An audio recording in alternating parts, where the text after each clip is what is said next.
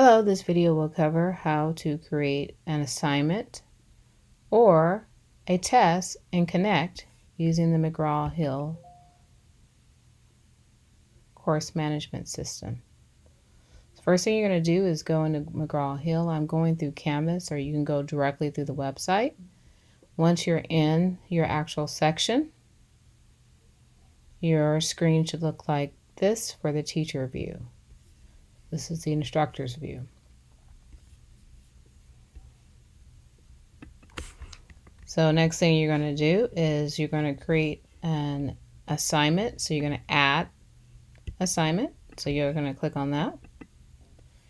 And you have the option of going to your question banks, Learn Smart, file attachments, web activities, my assignment, assignment banks, and reading assignments. So since I'm going to create a test, I'm going to use the question banks. And the question bank is done by chapters. So I'm going to go ahead and select chapter 1. And because I'm doing a test, I'm going to do a combination of multiple choice questions and short answer questions. So the test bank has the test bank algorithmic. And if I keep scrolling down, so you'll see the option for static problems, which are pretty much only one version of each question. Algorithmic means calculation, so they're going to be a random generator of numbers so that each problem will be the same problem but with different amounts. And then you'll notice up here they have the problems that are in the back of the book, exercises and quick study, and the other types of assignments. So what I'm going to do is first start off with the algorithmic, and I'm going to name this assignment. This will be my practice test. And I'm going to go ahead and put practice test 1, and you can name it however you want, depending on the number of tests or quizzes that you offer your students. And then you'll notice that there are true false questions, there are multiple choice questions. I normally prefer the multiple choice questions, so I'm going to filter the results, and you'll notice now all you'll see are multiple choice questions. And then you can go in, click on the question and see what the actual question is. And I like that question, so I'm going to go ahead and use that. So I'm going to say add this question. Now there's an option to add it as an individual question or add it to a pool.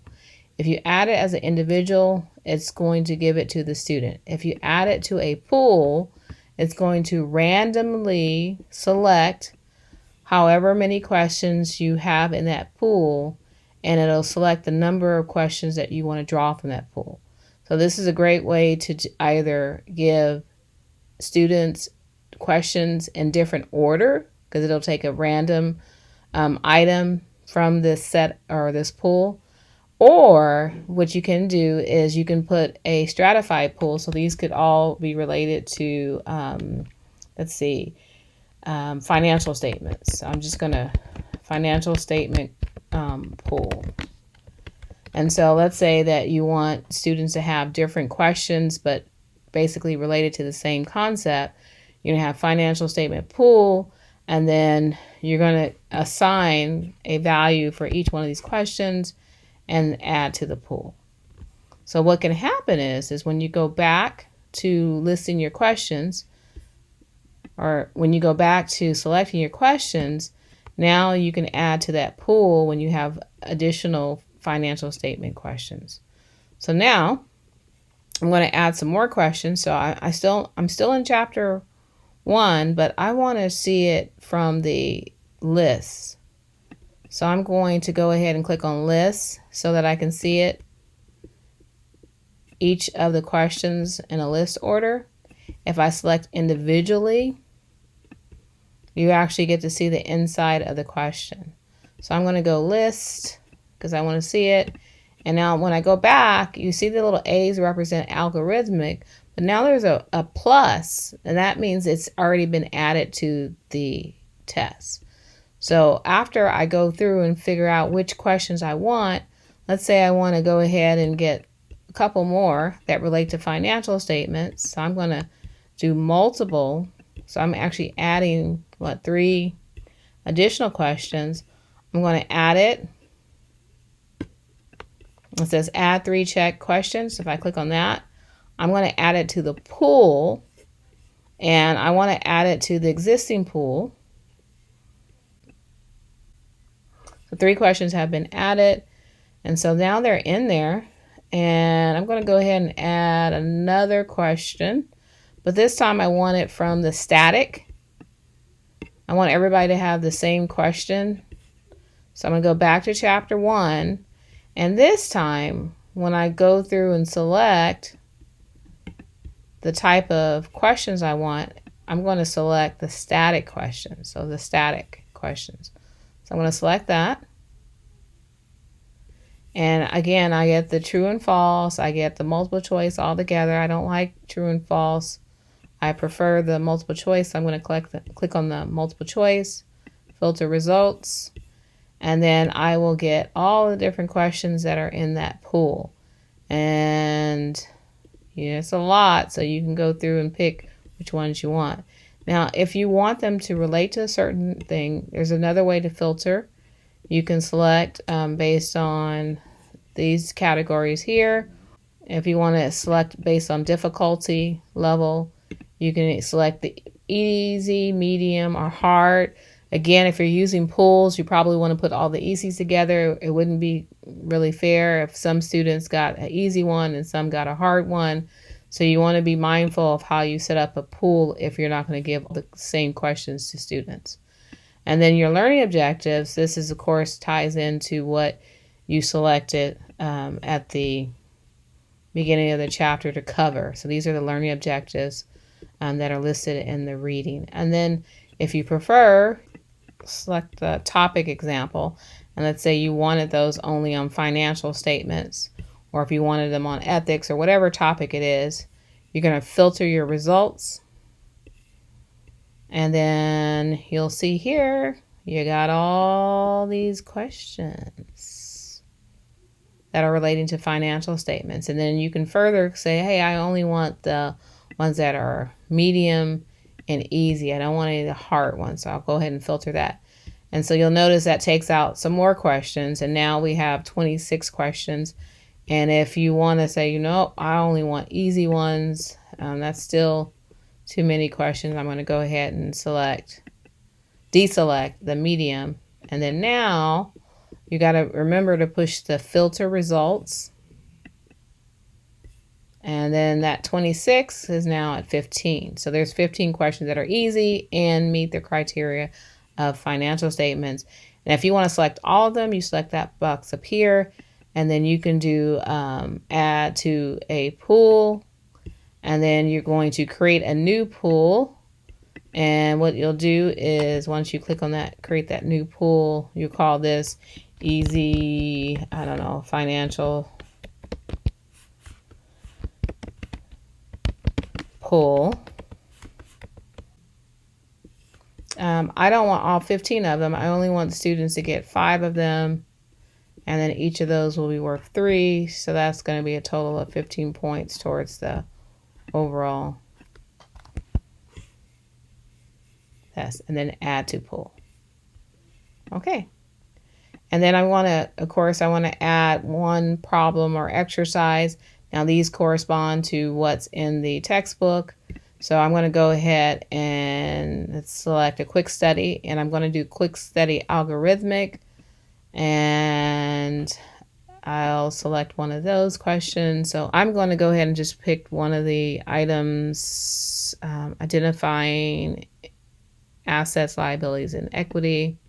And this is an algorithmic one, so students will get something slightly different. Now it says add check question. This time I will select add as an individual assignment. So one question has been added, and its usually default is 10 points. Now I'm going to go to organize assignment, and this is where you can play around with your points. Now I normally like my tests to be 50 or 100.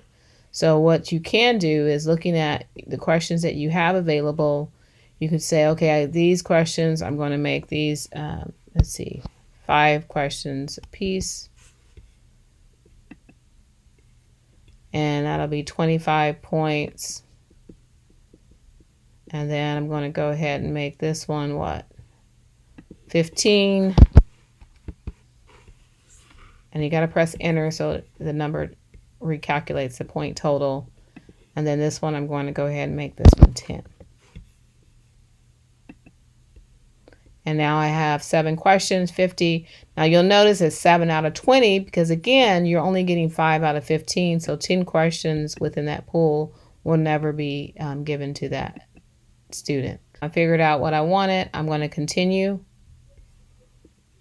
And then I'm going to set the dates. Now, because this test is probably going to be online, I'm going to go ahead and do a start date. So I want this test to start on the 17th on a Friday. And no, I don't want to. I'm going to start it on a Monday. And then they're going to get a 48-hour window to take the test. So I will start it at 12 a.m. So that'll be the start of the 20th. They'll have all day to the 20th, and then they'll also have through the 21st. So I can go from 12 a.m. to 11:59 p.m. What I've also done is sometimes I've actually created a start time at 8 o'clock or 9 o'clock, and then just gave them a 48-hour window. But do whatever you prefer for your students, and make sure it's clearly communicated in the syllabus or in your course management system. Now, I select submit as is on due date, so that if a student forgets to submit the assignment, it will automatically submit it at the end of this time. But the other thing that I need to make sure is that I'm doing an exam. So that's a test or a quiz. So the exam, I'm going to go ahead and select the exam option. And then with the exam option, I'm going to click on Expand Advanced Settings. This is under the exam option. And when I scroll down, you're going to see that Basic. This is where you edit your time limit. So I'm going to click on that, and I give them 75 minutes to take the test. But this test is an easier test, so I'll say 30 minutes for this particular test. I don't want to click on Allow Printing. Scramble questions usually tend not to work when you select pools. So what I normally do is just make sure that I select pools so that I can get them to scramble the questions that way, because it randomly picks the order of the questions. And then I'm going to password protect this, because I don't want students taking it without me knowing, and they're going to be eventually monitored on Proctorio. So I'd have to give them a special password. So I'll enter in whatever password it is. It is case sensitive. And then I do not want to select give credit for completion, because I want it to be based on accuracy. Then attempts, they only get 1 attempt. I do not want to allow for study attempts on a test. And resources are basically allowing students to use their textbook. I don't like to use the ebook or hints when I'm doing a test, or ask your instructor, or check my work. So I will not select those, but I will select the point value, because I think it's fair to have the students be able to see how many points it's worth. I don't want to do question titles. The concern is students are able to Google some of the standardized questions on the web, so I don't want to give them additional information to help them find the question. In addition, this is the support for creating your own test questions, which can also be done in Connect, or changing the name of the company so it's not as easily searchable or Googled. And then feedback option is basically when the answers are visible. I know a lot of individuals, especially online, do not offer the feedback, because afterwards they could actually save responses to questions. If you do want to do this, you can say hold feedback. I normally do this for my face-to-face classes. I hold feedback until after a couple days after the last person has taken the test. And then you can put in a date or a time. And then I normally would not want to select show my feedback after submitting question because people are going to be taking the test at different times. So I'm going to hold feedback until I would say 24 hours after the due date. So once I do that, I've set all the settings, and then you have two options. You can apply to this assignment only, or you can save as a default setting. Now the default setting, if I choose that, it would be for all my exam categories. You probably would want to select, just like you did for the homework, you probably would want to select different settings for the assignments. And I'm just going to focus on this assignment, so I'm going to apply to this assignment only because I don't want to save it to all of my categories because I'm just doing this for this video.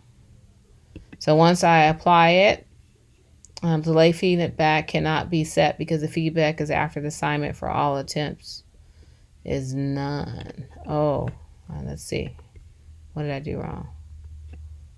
Oh, I can select the option of total scores before the due date, and then after, let's see if I can have it visible for you, before the due date, and all detailed feedback after the due date. Or I can do question scores, correct or incorrect indicators, and total scores. Now I prefer this option where they get the actual score so they know what they got, but they won't actually get the detail until afterwards.